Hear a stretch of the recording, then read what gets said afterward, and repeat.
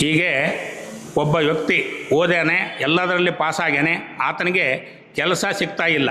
ಏನು ಮಾಡಬೇಕಪ್ಪ ಅಂತಂದರೆ ಇಲ್ಲೇ ಮಠಕ್ಕೆ ಬಂದು ತಮ್ಮ ಅಪೇಕ್ಷಿತ ಯಾವುದೋ ಒಂದು ಕಾರ್ಯ ಆಗಬೇಕಂತಂದರೆ ಲಕ್ಷ್ಮೀ ನರಸಿಂಹದೇವರ ಅನುಗ್ರಹದಿಂದ ಹಾಗೂ ನಿಮ್ಮ ಕುಲದೇವರ ಅನುಗ್ರಹದಿಂದ ರಾಘವೇಂದ್ರ ಸ್ವಾಮಿಗಳವರ ಅಂತರ್ಯಾಮಿ ಆಗಿರ್ತಕ್ಕಂಥ ಮುಖ್ಯಪ್ರಾಣ ದೇವರಿಗೆ ದಿನನಿತ್ಯ ಮಧುಅಭಿಷೇಕ, ಏಕಾದಶಿ ಒಂದಿನ ಇರಲಿಲ್ಲ, ದಿನನಿತ್ಯದಲ್ಲಿ ಮಧುಅಭಿಷೇಕ ಅಂತ ಮಾಡ್ತಾಯಿದ್ವಿ.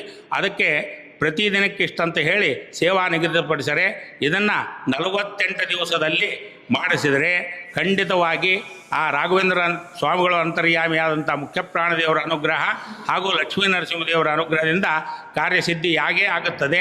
ಅದು ರಾಘವೇಂದ್ರ ಸ್ವಾಮಿಗಳ ಅನುಗ್ರಹವೂ ಆಗುತ್ತೆ. ಯಾಕಂತಂದರೆ ರಾಘವೇಂದ್ರ ಸ್ವಾಮಿಗಳವ್ರ ಹತ್ರ ಬಂದರೆ ನಮಗೇನಿಲ್ಲ ಅಂತ ಹೇಳಿ ಅವರು ಅನುಗ್ರಹ ಮಾಡ್ತಾರೆ. ಸಂತಾನ ಸಂಪತ್ ಪರಿಶುದ್ಧ ಭಕ್ತಿ ವಿಜ್ಞಾನ ವಾಗ್ದೇಯ ಸುಪಾಠವಾದೀನ್ ದತ್ವಾ, ಎಲ್ಲದನ್ನು ಕೊಟ್ಟು ಶರೀರದಲ್ಲಿ ದೋಷ ಇರತಕ್ಕಂಥದ್ದನ್ನೆಲ್ಲ ಪರಿಹಾರ ಮಾಡ್ತಾರೆ. ದತ್ವಾ ಶರೀರೋಸ್ತು ಸಮಸ್ತ ದೋಷಾನ್ ಹತ್ವಾಸನವ್ಯಾತ್ ಗುರು ರಾಘವೇಂದ್ರ ಅಂತ ಹೇಳಿದಂತೆ ನಮ್ಮೆಲ್ಲ ಅಪೇಕ್ಷೆಗಳು ಈಡೇರಿಸೋದಕ್ಕೆ ರಾಘವೇಂದ್ರ ಸ್ವಾಮಿಗಳವರು ಈ ಕಲಿಯುಗದಲ್ಲಿ ಕೂತಿರ್ತಕ್ಕಂಥ ಕಾಮಧೇನು ಕಲ್ಪವೃಕ್ಷ ಅಂತ ಕೀರ್ತಿ ಪಡೆದರೆ ಅವ್ರ ಹತ್ರ ಬಂದು ತಾವು ಏನು ಬೇಕೋ ಅದನ್ನು ಕೇಳ್ಕೊಂಡ್ರೆ ಕೊಟ್ಟೇ ಕೊಡ್ತಾರೆ ಅಂತ ನಾನು ಸಾಕ್ಷಿ.